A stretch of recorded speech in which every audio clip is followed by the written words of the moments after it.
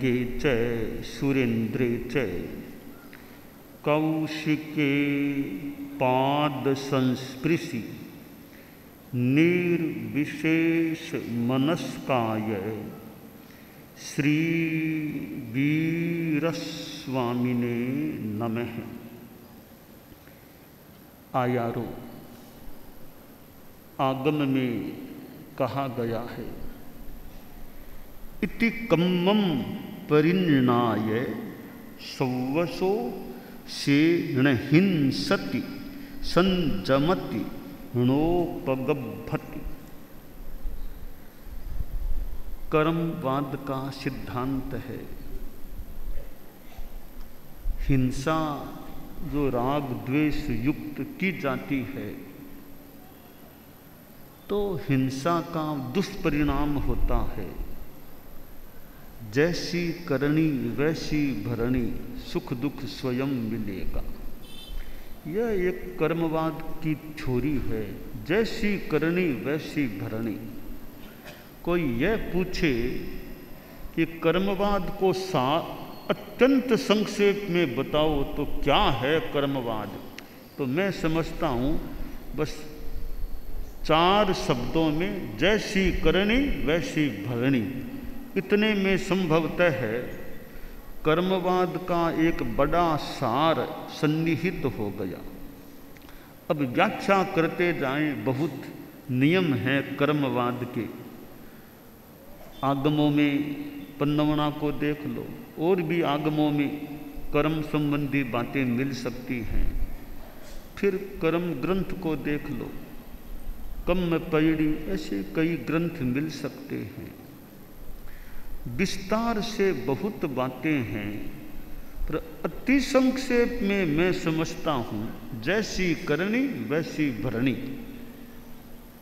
इतने में कर्मवाद का एक मोटा मोटी सार संभवतः है समाहित हो जाता है। आदमी बुरा करता है तो बुरा फल, अच्छा करता है तो अच्छा फल। कर भला होत भला, कर भला होगा भला। भले कार्य का परिणाम भी भला, बुरे कार्य का परिणाम बुरा। ऐसे 8 कर्म जैनिज्म में वर्णित हैं। उन 8 कर्मों का विस्तार किया जा सकता है। तो कर्मवाद की बात को जानकर फिर साधक मुनि क्या करे कि वो हिंसा नहीं करे, संयम करे, इंद्रियों आदि का उच्छृंखल व्यवहार न करे। कि मैंने कर्मवाद को जाना है कि बुरे कर्म का बुरा फल, अच्छे का अच्छा फल। संयम तप से आत्मा की निर्मलता होती है। तो मैं हिंसा से बचूं, दूसरे को मारना करना, राग द्वेष भाव से कष्ट देना, हिंसा पशु यानी दुखानि, हिंसा से दुख पैदा होते हैं। तो मैं हिंसा से बचूं, हिंसा में न जाऊं।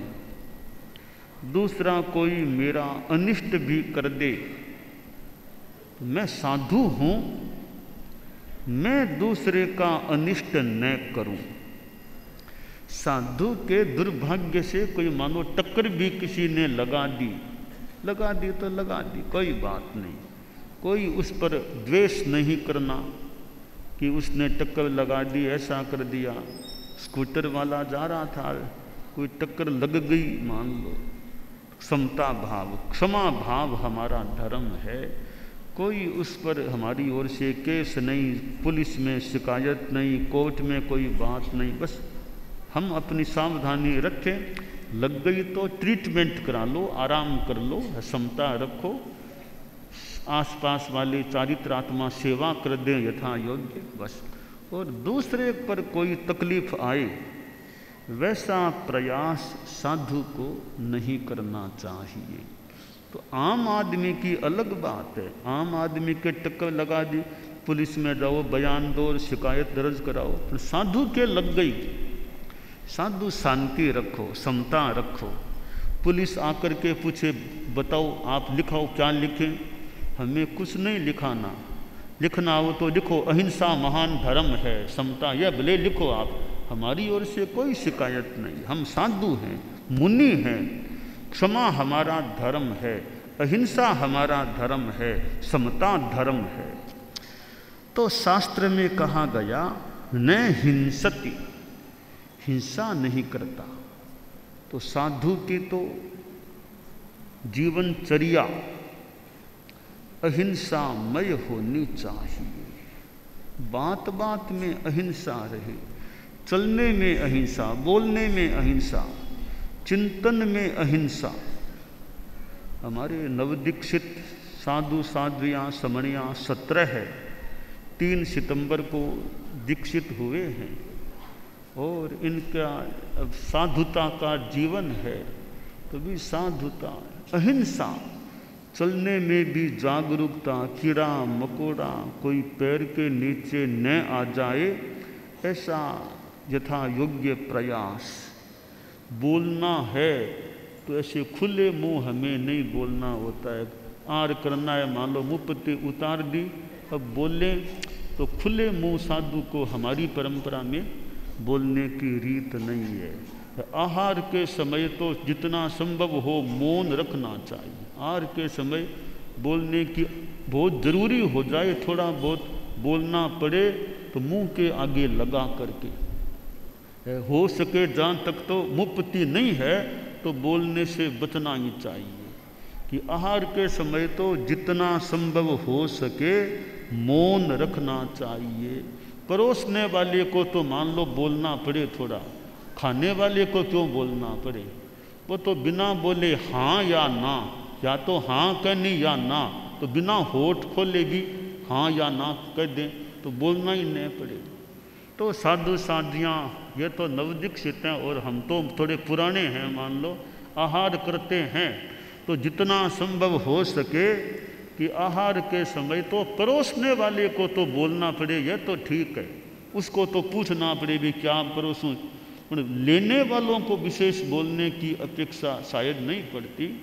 तो मुँहपत्ती नहीं लगाई हुई है, जब तक मुँहपत्ती नहीं है तो हम बोलने ही नहीं, विशेष प्राय मौन रखें, जिससे वायु काय की अजयना वाली को यानी हमारी विधि जो है वो कहीं अतिक्रांत न हो। तो आहार के ऐसे भी आहार के समय जितना मौन हो, ज़्यादा बोलना नहीं हो, शांति से आहार कर लें। बोलना हो थोड़ा तो आर हो गया, मुपत्ती बांध ली, अब थोड़ी बात करनी हो तो भले कर लो। आर हो जाए ना, तब आर हो गया, मुपत्ती बांध ली, अब थोड़ा ऊपर का काम चल रहा है, तब कोई थोड़ी बहुत बात करनी हो। या आर हो गया तब थोड़ा बहुत घूम लो, टहल लो, थोड़ी देर चाहो तो खड़े खड़े बैठे थोड़ी बात कर लो, कोई अपेक्षित हो तो आहार का समय है, मुख वस्त्रिका उतारी हुई है, तब तो न बोलना संभवतः या विशेष जरूरी के सिवाय नहीं बोलना अच्छा है। तो जितना संभव मौन, आहार के समय जितना संभव हो मौन रखना अच्छा। हम सभी चारित्रात्माओं के लिए, समणियों के लिए भी अच्छी बात है कि आहार के समय अपना शांति से आहार कर लें, परोसने वाले के सिवाय औरों को विशेष नहीं बोलना पड़े। तो यह एक व्यवस्था, क्योंकि समणी साध्वी में ज़्यादा अंतर तो है नहीं, कई बातों में समानता ही है, कई शिक्षाएं दोनों के लिए समान है। तो भी आहार के समय जितना मौन हो सके, नवदीक्षित समणियाँ भी यह संस्कार या शिक्षण लें कि आहार के समय जरूरी के सिवाय बोलना नहीं चाहिए। परोसने वाले की बात अलग है। तो ये जो न हिंसति, जो आगमकार ने कहा है कि हिंसा नहीं करता, चलने में सावधानी, काई आ गई है, हरियाली आ गई है, थोड़ी सी ध्यान दी, काई है पता चल गया, अब देखो कौन सा रास्ता है कि काई न लगे मेरे, हरियाली न लगे, वो रास्ता खोजने का प्रयास करें। मान लो बिहार हैर चलना पड़ेगा तो पैर को पूरा न रख करके थोड़ा पैर फाबा टिका के, ताकि ज़्यादा हिंसा तो न हो। बाकी तो बिहार है, मान लो चलना पड़ेगा।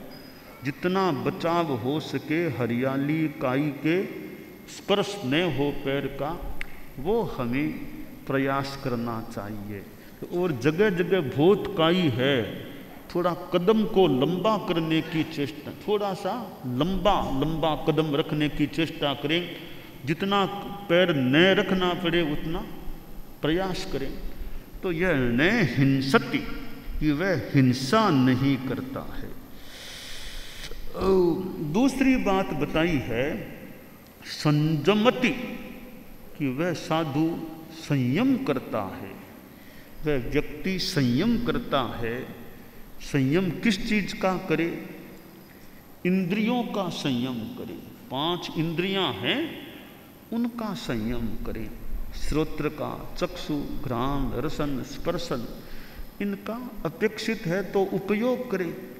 बाकी इनका समुचित रूप में संयम रखा जाए। कि हमने कर्मवाद को जान लिया, जैसी करनी वैसी भरनी, और संयम तब से आत्मा निर्मल बनती है। तो इंद्रियों का संयम करें और उनको उच्छृंखल न होने दें। इंद्रियों को अनुशासित बनाए रखें। मन का भी संयम करें, प्रवृत्तियों का भी संयम करें। कि जो काम मेरे लिए अपेक्षित नहीं है, उस काम में मैं क्यों टाइम लगाऊं। हमारे नवदीक्षित साधु साध्वियाँ समणियाँ हैं, अब सुबह सुबह अखबार लेकर के मान लो बैठ जाएं, मान लो सुबह सुबह घंटा अखबार में लगा दें, तो वो टाइम तो ज्ञानार्जन करें, अच्छा करें, उसमें लगाएं। अभी नवदीक्षित हैं तो ज़्यादा ज्ञानार्जन में, यह समाचार पत्र है, उसमें क्रिकेट है, और इन चीज़ों से मन को हटा करके मन को अच्छे कार्य में, ज्ञान आदि में लगाना चाहिए। तो सुबह का समय है, विशेष कोई अपेक्षा के सिवाय कि मध्याह्न का आहार न हो जाए या 11 न बज जाए, तब तक तो भी अखबार पढ़ने में टाइम नहीं लगाना। पत्र पत्रिका अखबार है कि अभी तो कोई आगम पढ़ो और कंठस्थ करो और काम करो। यह अखबार में सुबह का समय हमें जहाँ तक हो सके उसमें नहीं लगाना चाहिए। अखबार अभी ज़रूरी नहीं तो अखबार अभी न पढ़ें तो भी चले। नवदीक्षित साधु साध्वियाँ है, 12 महीना अखबार विशेष न पढ़ें तो भी चले, कोई इतना ज़रूरी नहीं है। तो अखबार ज़रूरी नहीं है, आगम पढ़ो वो बढ़िया बात है, और अच्छे ग्रंथों को पढ़ो वो बढ़िया है। तो नवदीक्षित साधु साध्वियाँ समणियाँ है, ये लक्ष्य बना लें 12 महीनों तक प्राय अखबार पढ़ने में टाइम नहीं लगाना। तो एक समय का भी ज़्यादा, अभी प्रारंभ का समय है साधना काल का, तो वो समय ज़्यादा धर्म की साधना में, स्वाध्याय आदि में बीत सके, मन बाह्य में न जाए। अखबार में देखोगे वो क्रिकेट हुआ, वो राजनीति में वो हुआ, ऐसा हुआ, वो बिजनेस की भी, हमारे दिमाग में वे बातें अभी नहीं आए। हम तो शास्त्र, अच्छे ग्रंथ, उनको पढ़ने में, स्वाध्याय में और अच्छे काम में टाइम लगाएं। तो दीक्षा के बाद 12 महीना प्राय अखबार को हाथ में ही नहीं लेना। यह प्राय मान लो लक्ष्य रहे, एक साधना के विकास की दृष्टि से एक अच्छा क्रम बन सकता है। और न घड़ी की अपेक्षा 3 वर्षों तक न घड़ी रखना अपना। वो संत हैं, टाइम उनसे पूछ लो, जान लो, उनकी घड़ी देख लो। अपनी निश्रा में नवदीक्षित समणी है, साध्वी है, साधु है कि 3 वर्षों तक तो घड़ी का भी एक मान लो संयम मान लो, वो द्रव्य एक कम हो जाए। तो यों एक जो आगम काल ने कहा संयमति, कि संयम रखता है। तो इस प्रकार हमारी चर्या में, हमारे आचरण में, व्यवहार में संयम झलके, संयम घुल मिल जाए। चलने में, बोलने में, खाने में, सोने में, बैठने में, पढ़ने में, लिखने में, देखने में, हर बात में हमारा संयम रहे। संयम ऐसा हमें प्रयास करना चाहिए। और मन का भी संयम, कि मन फालतू चीज़ों में दिमाग न जाए, मन में फालतू विचार आ जाए तत्काल खींचो। जत्थेव पासे कई दुप्प उत्तम कायेन वाया अदुमान शेणम तत्थेव धीरो परिसाहरिज्जा आइन्नाओ क्षिप मिवक्ख लीणम। जैसे घोड़े की लगाम खींच ली जाती है, ऐसे मन रूपी घोड़े की लगाम को भी हम खींच लें। जब वह इधर उधर फालतू विचारों में चला जाए तो मन के घोड़े की लगाम हमें खींच करके उस घोड़े को नियंत्रित करने का प्रयास करना चाहिए। तो यह संयम की बात है कि मन का भी संयम, प्रवृत्तियों का भी संयम, इंद्रियों का भी संयम, बोलने में भी संयम, कि मेरे बोलने में भी संयम रहे। कि बड़े संत हैं उनको आप बोलना भी आप, ठे नहीं बोलना चाहिए बड़े संतों को। तू तो खैर बहुत ही दूर की बात है, ठे भी नहीं बोलना चाहिए। बड़े संत हैं तो आप पधारो आप। उनका नाम लेना हो तो नाम के आगे स्वामी लगाना चाहिए। कोई नाम पुकारना भी हो ना, अमुक स्वामी, जो बड़े संत हैं स्वामी स्वामी, इस स्वामी लगाने का मतलब इनसे रत्नाधिक हैं बड़े। इस बात का द्योतक है कि जो स्वामी लगाए यानी इससे वे बड़े हैं, सीनियर हैं। तो बड़े संत हैं उनको छोटों के लिए स्वामी लगाने की अपेक्षा नहीं है। 7 संतों में जो बड़े हैं उनसे बड़े से जो छोटा, उनके नाम के आगे छोटे के लिए स्वामी लगाने की जरूरत नहीं। तो छोटा बड़े के लिए उनके नाम के आगे स्वामी लगाए। यह विनय की और हमारी भाषा की व्यवस्था है। बड़े हैं वो छोटे को भले आप न बोले, थे बोल सकती हैं, थे बोल दो, तुम बोल दो, वो चलेगा। वो छोटा बड़े के लिए बोले तो थे नहीं बोलना, तू नहीं बोलना, तुम नहीं बोलना, आप बोलना चाहिए। सामान्य हमारी रीति व्यवस्था है, ये संयम की बात है। तो हमारे जीवन में, साधु जीवन में तो समणो हम, मैं श्रमण हूँ, मैं साधु हूँ, यह बात दिमाग में, अध्यवसायों में, मस्तिष्क में, कोई अवचेतन मन में, वो जीन में कुछ भी कह दें भीतर में कि मैं साधु हूँ, मेरा व्यवहार साधुता के अनुरूप होना चाहिए। तो ऐसा होने से हमारी आत्मा निर्मल रहती है और निर्मल बन सकती है, और पाप कर्मों के बंधन से उसका बचाव हो सकता है। अशुभ योग से पाप का बंधन न हो, यह हमारा प्रयास रहे कि भाई कसाय आश्रव तो मान लें चालू है, जैसा वो सिद्धांत है। प्रमाद आश्रव भी मान लें चालू हो सकता है, न भी हो भी सकता है। पर अशुभ योग रूप जो आश्रव है वो मेरा न चालू हो न चालू रहे, इसका मैं प्रयास रखूं। बाकी छद्मस्त हैं, कभी कभी अशुभ योग भी हो सकता है। तो अशुभ योग का पता चला, अपने आप को हटा लो वहाँ से। अशुभ योग आ गया, अब मुझे इसको छोड़ के अब मैं शुभ योग में आ जाऊं। अशुभ योग में न जाना यह साधुता है, अशुभ योग में नहीं जाना साधुता है। और शुभ योग में रहूं, अयोग की साधना तो जितनी कोई हो सके, बाकी कम से कम शुभ योग में रहें, ऐसा हमारा प्रयास रहना चाहिए।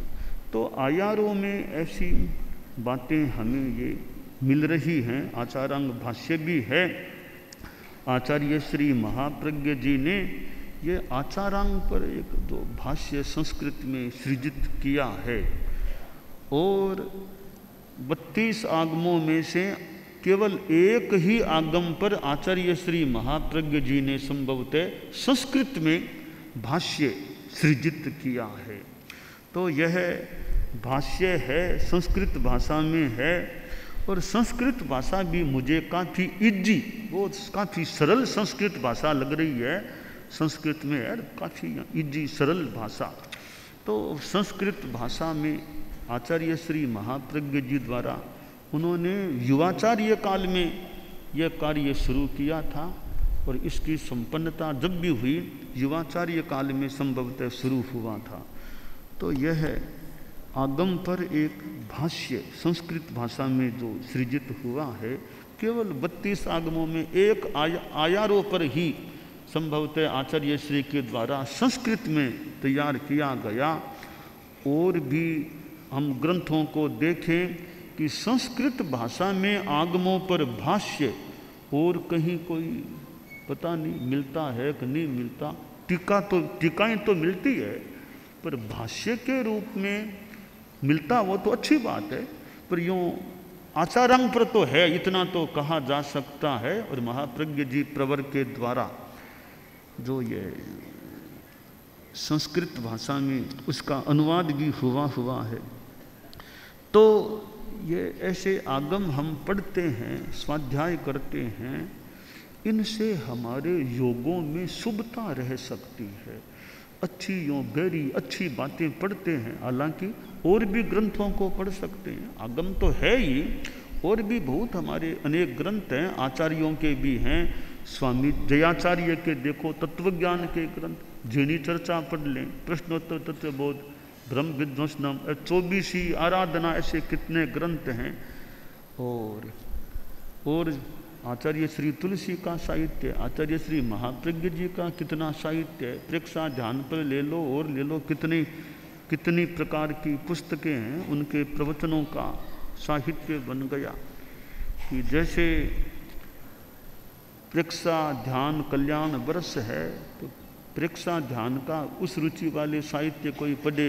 इधर आचार्य भिक्षु जन्म 3 शताब्दी वर्ष है, आचार्य भिक्षु से संबंधित साहित्य का भी स्वाध्याय किया जा सकता है। हमारे साधु साध्वियाँ समणियाँ हैं, समय मिल जाए तो आचार्य भिक्षु की कई किताबें हिंदी में उनके संदर्भ में हैं। उनके मूल के भी कई ग्रंथ तो नए सिरे से प्रकाशित हो गए हैं।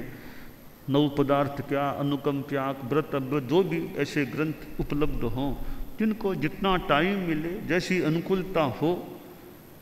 भिक्षु जस रसायन जयाचार्य की कृति, स्वामी जी की जीवनी, राजस्थानी भाषा, जैसा मौका मिले ऐसे ग्रंथों का स्वाध्याय करें। तो स्वाध्याय से आनंद भी मिल सकता है, थोड़ा सामान्य आनंद नहीं, जो पदार्थों को खाने पीने से मिले वो नहीं, थोड़ा अच्छा, थोड़ा प्रशस्त आनंद मिल सकता है। स्वाध्याय से एक आध्यात्मिक प्रेरणा का संचार हो सकता है, और स्वाध्याय से कर्म निर्जरा। इसलिए स्वाध्याय, इधर ध्यान भी है, पर हमारे यहाँ प्रेक्षा ध्यान चलता है कि ध्यान को भी हम काम करते करते, चलते चलते भी थोड़े अंशों में ध्यान हो सकता है। कि चलना है, बातें करना नहीं, ध्यान से चलो, तो ध्यान से चलना ध्यान हो गया। ध्यान से चलें, सावधानी से चलें, मन को इधर उधर जाने न दें, अभ्यास करें। तो गमन योग है, वो थोड़े अंश का एक ध्यान माना जा सकता। आहार योग है, आहार करना है, बीच में बातें नहीं करना, बोलना नहीं, ध्यान उसमें रखो, वो भावक क्रिया रखो, थोड़े अंश में वो एक प्रकार का ध्यान हो सकता है। लेटना है, लेटे लेटे कायोत्सर्ग कर लो, थोड़ा सा वो भी ध्यान हो सकता है। तो हमारे नवदीक्षित साधु साध्वियाँ समणियाँ है, वो जीवनचर्या के साथ किसी रूप में ध्यान को जोड़ने का, मेडिटेशन इन डेली लाइफ, प्रेक्षा मेडिटेशन इन डेली लाइफ, दैनंदिन जीवनचर्या के साथ प्रेक्षा ध्यान को, अध्यात्म को जोड़ दें। कि चलते समय, खाते समय, लेटते समय भावक क्रिया, ध्यान, थोड़ा श्वास पर ध्यान केंद्रित कर दें। यूँ हम लेटे लेटे भी थोड़ा कायोत्सर्ग का प्रयोग कर लें, श्वास को देखना शुरू कर दें, श्वास को लंबा दीर्घ श्वास कर लें, शरीर को ढीला छोड़ दें। तो लेटे लेटे भी कायोत्सर्ग या ध्यान कुछ अंशों में हो सकता है। तो इस प्रकार हमें अपनी साधुता में हम निखार जितना ला सकें, निर्मलता को जितना, उज्ज्वलता को जितना बढ़ा सकें, वह हमारे लिए हितकर हो सकता है। दानान सिद्धम अभयपयाणम सच्चे सुया अणवज्जं वयंती तवे सुया उत्तम बंभचेरम लोगुत्तमे समणेनाय तुत्ते।